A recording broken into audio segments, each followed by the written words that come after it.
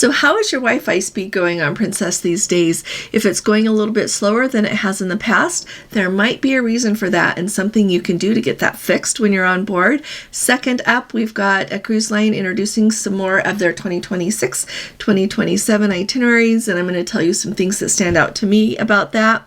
And then finally, the third thing we're going to talk about is a ship that has so many guests on board who were sick on the last sailing and are sick on this sailing that they are asking them to get off the ship. So we've got a lot to talk about, so let's go ahead and get started.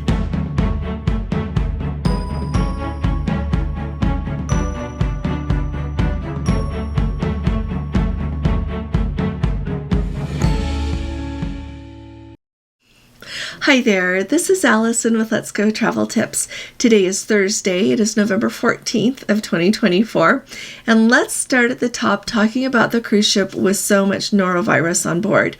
It turns out that it's the Crown Princess sailing in Australia. So there was a sailing that just ended on November 12th in Adelaide, Australia, and there were so many guests on board who were sick during that sailing that they did a deep cleaning of the ship and everything before they brought the next load of passengers on board for the next sailing. Well, clearly that just left on November 12th, but they are already asking guests on board to please get off the ship today, November 14th, which I know it's a different time zone there in Australia, but they are asking them to get off the ship during the time that they are in port so they can do a deep cleaning of the entire ship. They are not just going to be cleaning all of the public areas, they're going to deep clean all of the cabins as well. They were estimating that passengers that were only going to get off while they did the cleaning would need to be off at least for 2.5 hours, if not a little bit longer, but it sounds like they're doing all that they can to mitigate the spread of those germs. Now let me tell you some things that I always do when we are on board, and I list some things that really stand out to me, and I want to hear from you in the comments what you do to try to not get sick while you're on a cruise ship. Now, these things I also do when I am staying at a hotel. I do it when I'm on an airplane. I do it wherever I go, and I think it's an important way just to try to stay healthy all the time. So first of all, no matter where I go, I wash my hands really, really often, especially when I'm traveling. My hands get drier and drier, have to use more and more lotion because I wash them so frequently. I always wash my hands when I go to the buffet. I know that there are ships that do not have the hand washing stations as you enter the buffet, but if I am somewhere else on the ship, I'll actually go back to the cabin, wash my hands before I proceed to either the main dining room to go eat or to go eat in the buffet. And I think that that's really important. I've also developed a habit when it's available, if there are napkins around, I use a napkin to hold onto the handle when I serve myself in the buffet. I like to watch for places, sometimes like at the grill or different places, they will actually serve you. So I kind of like that a lot. I also really like to keep my eye out and wash my hands if I can once I get done serving my food in the buffet. And so I think that's really important. I really do wish cruise ships would go back to having the crew serve you in the buffet because it really stops the spread of so many germs. So let me know in the comments if you wish that they would go back to having the crew serve you in the buffet. Some cruise lines serve you quite a bit more than they do on other ones. On the Sun Princess, they serve you. You don't have to serve yourself in the buffet. They will do it for you. I noticed on Celebrity that they have some things that they serve and some things that you serve yourself. When we were on Norwegian, same thing. Some things you serve yourself and some things they'll serve for you. Same with Holland America. They have a lot that they serve you, but also a lot that you serve yourself. So let me know kind of what you're thinking about everything. So anyway, I'm really sorry for everyone that's on that Crown Princess, and hopefully we can all pitch in and not get sick. But you know what? Sometimes in spite of your very best efforts, you end up getting sick anyway. On to the next. So Norwegian has just announced some of their 2026 and 2027 itineraries, and I thought that I would tell you some things that I think might be a really nice option for some of depending on where you want to go on a cruise. So they are going to have sailings to some new Caribbean voyages from Miami, New Orleans, and Philadelphia. And even on some of those sailings, it's going to be the really big new ships. The Norwegian Prima and the Viva will be included. The Norwegian Breakaway is going to sail from San Juan. It seems like San Juan, Puerto Rico is trying to draw more cruise ships to home port there. We've got Princess going to do that, and with Norwegian going there, that's very exciting. The Norwegian Pearl is the one that's going to be sailing from Philadelphia. The new Encore, well, she's not new anymore. She was new, but she's still newer. She is going to home port in Los Angeles for a season in Mexico.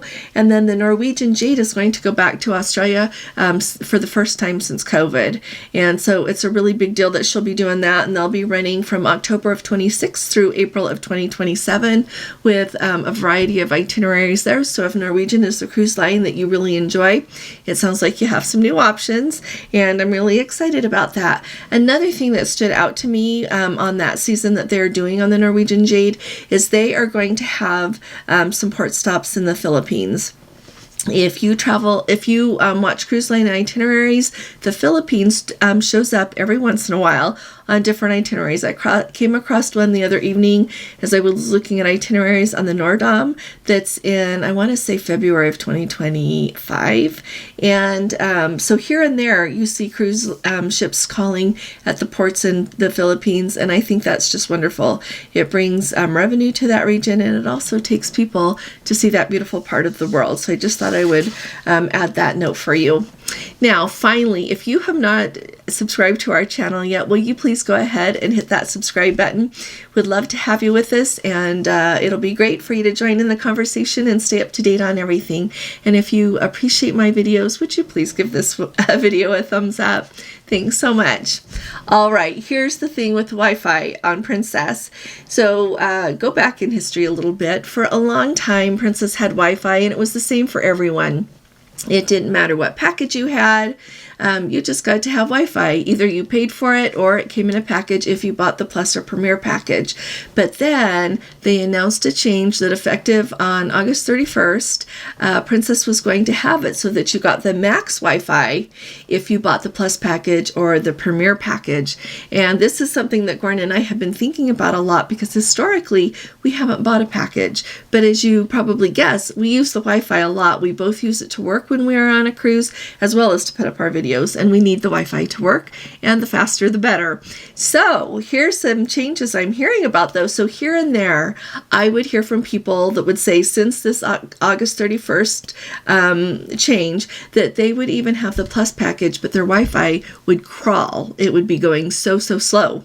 And I would hear of it here and there, and some people would say, turns out it was a problem on shore. And I thought, is this isolated? Is this happening a lot? Well, somebody has posted it in our Facebook, and I got more emails about it. So it is actually a thing. So if you have the Plus or the Premier package and you are on board a Princess ship, go down to the guest services, talk to them and let them know, because it turns out, as this person shared on our Facebook group, so if you haven't joined our Facebook group, come and join us. It's just Let's Go Travel Tips. As they shared, they went down and found out that there was a glitch, that they were supposed to have that Max Wi-Fi. It was included in their package. They clearly had the package, but their account was not reflecting the faster Wi-Fi. So they were getting the Wi-Fi that people now get when they don't have one of the packages. So what they end up doing is throttling the Wi-Fi.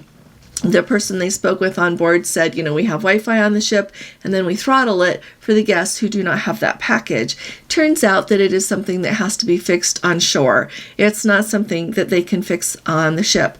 And so they were hoping that it would get worked out by maybe the next day. So here's what you need to remember. If your Wi-Fi is going slower than you ever remember it going before, and especially if you have got the Plus or Premier package, definitely go check on it, because chances are really good that they can do something about it for you. They did a speed test on this person that let us know on their device and the device of the crew member that was helping them, and they had 6 times as fast Wi-Fi with that max Wi-Fi than they did with just the Wi-Fi on board if you didn't have a package. So make sure that you do that if you have slow Wi-Fi. And then the other lesson that comes out of this, which is really, it hits home for me. Like I said, I'm probably going to need to get the Plus package in order to have the Wi-Fi as fast as I want it to be, not just to upload a video while we're gone, because we do that every day, but also to be able to get my work done, to make Wi-Fi phone calls. We're going to be able to do his work as well. So if you do work when you're on board a ship, or you need to for sure be able to FaceTime with your family or for work, whatever it is that you need to do, this might be the situation you're in as well. So all of you who are on board a Princess ship right now, will you please let us know what the Wi-Fi is looking for you? Put it in the comments.